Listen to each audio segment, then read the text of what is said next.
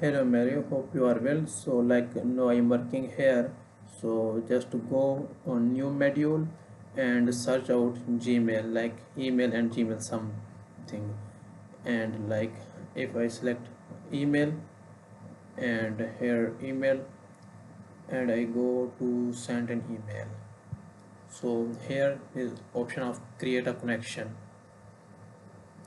So first you need to create a connection order something, then email provider.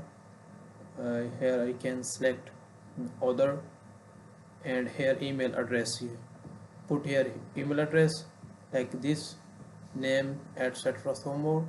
Then here I need to username and password. When you put here username and password, so you will authorize and your email will be connect here. Then I will do further.